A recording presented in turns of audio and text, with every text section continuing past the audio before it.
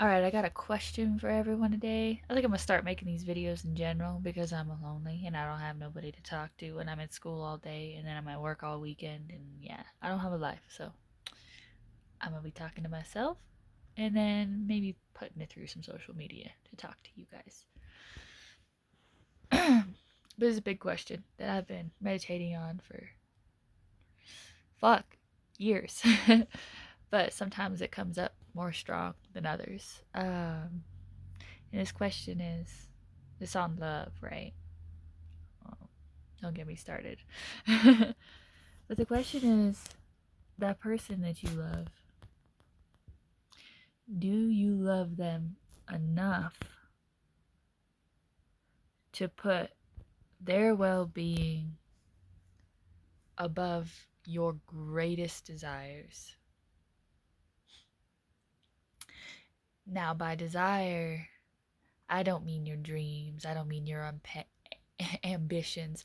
I don't mean, when I say desires, I don't mean those things that you've been put here on this earth to do. I don't mean your true work.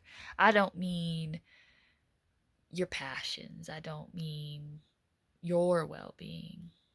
By desires, I mean those physical things that keep you up at night. Right? Those physical things you crave, you want them so fucking bad. Sometimes you get obsessive. Sometimes that's all you can think about. That's all you want.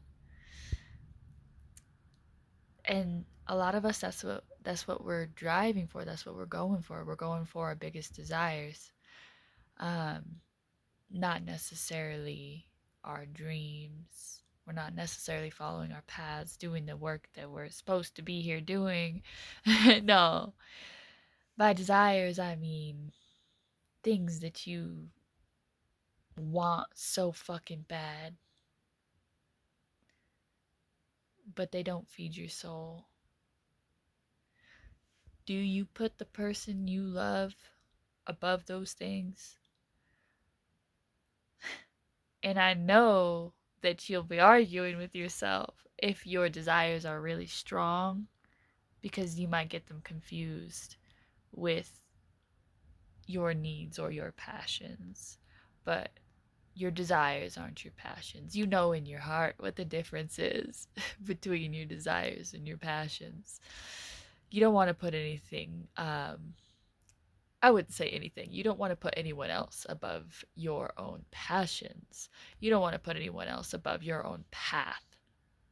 Um, but what you do want to do is, if you truly love someone, just like how you should truly love yourself, you practice discipline, right? We practice discipline with ourselves, and this works with others as well.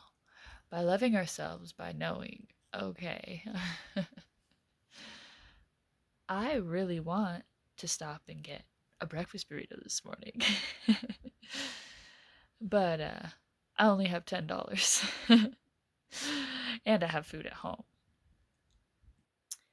You're gonna practice some discipline, even though you might be really fucking hungry. So it feels like a need, right? It feels like, oh, I need this breakfast burrito because it's food and I'm hungry. Like, you don't need it because you have food at home. You just can't act on it right now, and your guts are like fighting with you. Like, no, no, you're gonna go get this breakfast burrito. But girl, you can't afford that fucking breakfast burrito. You already bought the food you can afford. So, like, make a breakfast. And that, in the end, is actually serving yourself. By practicing that discipline and showing, discipline for yourself, you're loving yourself. But it's the same thing with other people, right?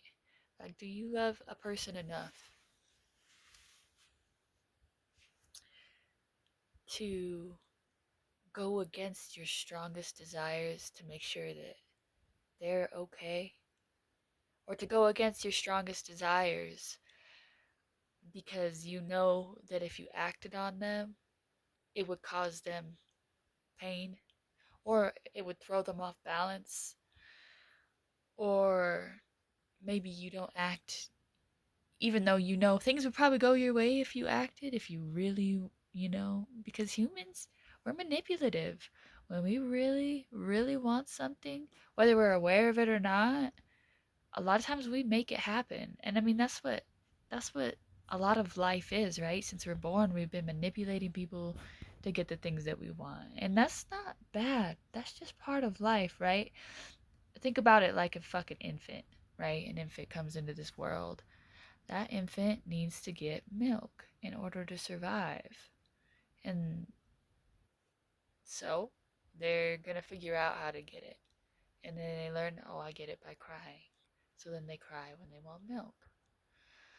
Or they cry when they need to be fed.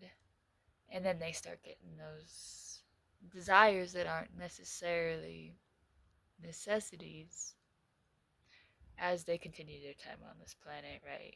Maybe they want a toy, or maybe they want, an extra snack at the grocery store, but they just had lunch. And it's hard to make these analogies with food because it's like, right, we do need food, but also we don't need food all the time. We need to be fed enough to sustain ourselves in a healthy manner. Um, and that's the same with anything. We need to feed ourselves to sustain ourselves in a healthy manner, right? So ask yourself if that person, either that you lay next to or someone that you really, want to be with, if you love them enough to, I don't know, not make action on your own desires, your greatest desires. I'm not talking just like, oh, I didn't, buy that, pair of boots I really like because fucking whatever, like it's taking out of our account. No. I'm talking about your greatest desires, like maybe you've been searching your whole life for love. All right? And maybe you paint this picture in your head of this desire of, intimate contact with this person that you love. But maybe you realize that by acting on such a thing, their mental state would be affected negatively. Maybe not towards you, but through their life situations, it would harm them. If you knew you could get your greatest desire and it would not affect you, but it would affect them, would you pursue it? Or do you love them enough to swallow that desire and realize that the greater thing, the better desire, is the true love that you have for them? The true love that says, no, I want this so bad. God, I want it more. I want it more than I want anything. But I'm not going to get it. Because what I really want, and this is the want that comes from here. This is the want that comes from here. The desire, that want, comes from here, right? It's instinctual, it's in the gut. It's like, I want, and it almost has a sickly feeling. This want, this love, this desire comes from up here. And this up here desire I'm talking about, right, it's above me. It's kind of like, I don't know, the higher self or some fucking baloney like that. That desire is for them to be in alignment with themselves, for them to be spiritually sound, for them to be in the place that they're supposed to be, for them to be nurtured in a way that they can grow most efficiently. And sometimes we can't. We don't. We think we love someone really bad because we desire them from here. But we forget to love from here. Remember to love from here. And we can't be perfect all the time. It's especially hard with everyone, especially all the time. You can't always live from up here. We're human. We gotta desire a little bit. It's part of the challenge of being here on Earth, right? Is learning how to manage your desires, how to manage love, how to manage your emotions, and how it all connects. And not only those feelings towards yourself, but those feelings towards others and how they correlate. But I wanna let y'all in a little secret that keeps me going, and I think this is why there's so many religions out there. I'm not religious. I just consider myself spiritual. But what I do believe is that we're going to lose these desires when we die. But these desires will still be here. And because these desires are still here and these ones are gone, it's going to be like those gut desires. That's where jealousy comes from. That's where hatred comes from, is like not getting these desires. Those desires don't matter. You gotta let them go. And I know it's hard.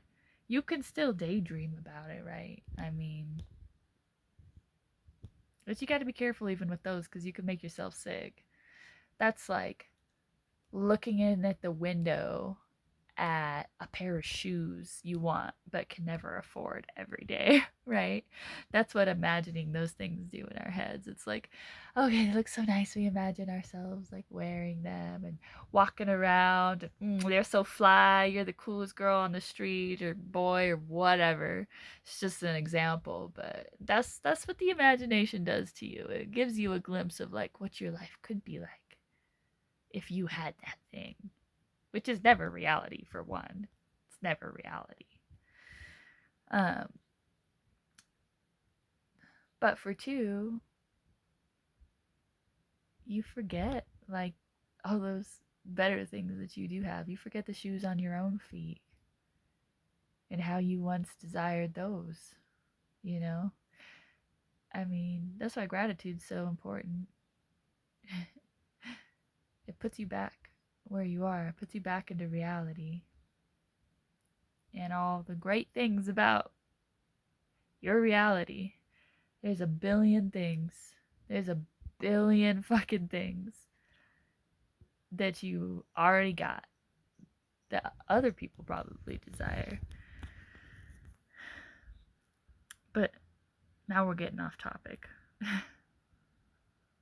Sort of. Because it all relates. But next time you want to act on your desires and you want to fucking cry because you feel like you need this thing, ask yourself if it's really coming from a place of true love or if it's coming from a place of desire. Is it your human body? Or better yet, is it your human want that's driving? Or is it your higher self that's driving? And the more we learn how to drive from up here, the more we can be connected to everything. I mean, I could be like full of shit, right? I mean, I'm not against that idea. You call me out, I'm full of shit, like whatever. That's fine. I don't really know things. If you want to tell me I'm wrong, I tell myself I'm wrong way more, but I don't know. I just thought it was an interesting thought, and maybe I want to hear your guys' ideas on it. Let's communicate.